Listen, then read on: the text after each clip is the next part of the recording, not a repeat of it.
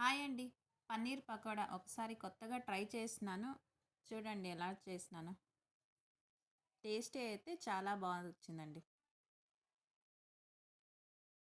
చూడండి చూడ్డానికే బాగుంది కదా! టేస్ట్ అయితే అదిరిపోయింది.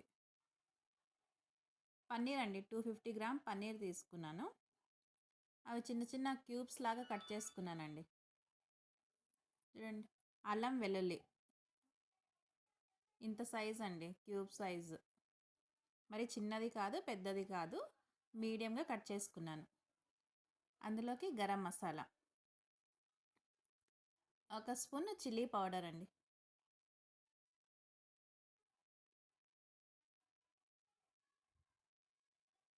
రుచికి సరిపడా సాల్ట్. ఇవన్నీ ఒకసారి స్లోగా ఇలా కలుపుకుందామండి. నిదానంగా కలుపుకుందాం. పన్నీర్ చాలా సాఫ్ట్గా ఉంటుంది కదా, మరి విరిగిపోయే ఛాన్స్ ఉంది. అందుకే స్లోగా కలుపుకుందామండి. నేను అల్లం వెల్లుల్లి అప్పుడప్పుడే దంచుకొని వేసానండి, అందువల్ల దానికి చాలా టేస్టీ వస్తుంది.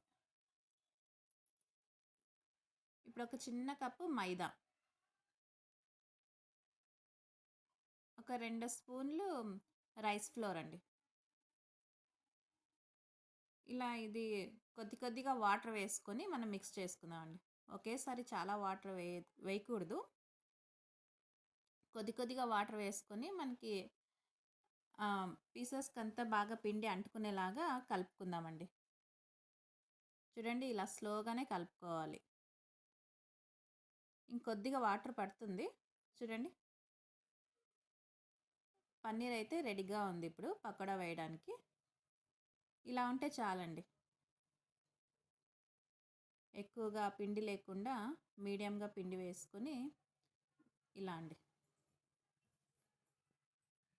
ఇప్పుడు ఒక 10 నిమిషాలు ఇది పక్కన పెడదామండి. ఇప్పుడు ఒక కడాయిలో ఆయిల్ పెట్టేసి అది హీట్ అయిందండి బాగా. ఇప్పుడు ఒక్కొక్క పీసే వేసుకుందాం పన్నీర్ క్యూబ్స్. ఇలా అన్ని క్యూబ్స్ అన్నీ వేసుకొని డీప్ ఫ్రై చేసుకుందామండి. మంచి కలర్ వచ్చేదాకా ఫ్రై చేసుకుందాం. చూడండి ఇలా దూరం దూరంగానే వేద్దామండి, లేదంటే పన్నీర్ ఒకటికొకటి అతుక్కుంటుంది. ఇలా అన్నీ వేసుకొని ఒకసారి బాగా కలర్ వచ్చిన తర్వాత తిప్పుకుందాం.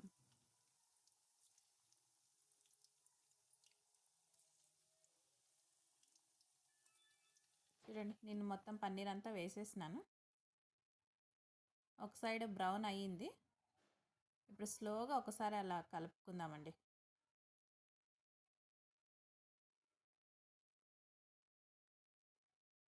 చూడండి కలర్ వస్తూ ఉంది కదా, బ్రౌన్ కలర్ వస్తూ ఉంది. ఇంకొద్దిగా వేయిద్దామండి. చూడండి రెడీ అయిపోయింది పన్నీర్. మా చిన్న బాబుకి అయితే అలాగే ప్లేన్ ఇచ్చేసినాను సాస్ పెట్టేసి. ఇప్పుడు మా కోసమని ఒక కడాయి పెట్టి అందులో ఒక స్పూన్ ఆయిల్, గ్రీన్ చిల్లీ, వెల్లుల్లి, కరివేపాకు వేసి కొద్దిగా ఫ్రై చేసుకున్నానండి. ఇలా చేస్తే పన్నీర్ చాలా బాగుంటుందండి ఒకసారి ఫ్రై చేసుకుంటే ఆయిల్లో. ఇప్పుడు పన్నీర్ పకోడా చేసి పెట్టినాం కదా, అది అందులో వేసుకుందామండి. ఆయిల్లో వేసుకుని ఒక్కసారి ఇలా కలుపుకుందామండి. ఇలా ఎక్స్ట్రా పోపు వేయడం వల్ల పన్నీర్ పకోడా చాలా టేస్టీగా వస్తుందండి. ఇలా ఎక్స్ట్రా మనము పోపు వేసుకుంటే ఆ గ్రీన్ చిల్లీ ఘాట్ అంతా పన్నీర్ పీసెస్కి పడుతుంది. చాలా బాగుంటుందండి. ఒకసారి ట్రై చేయండి. Thank you.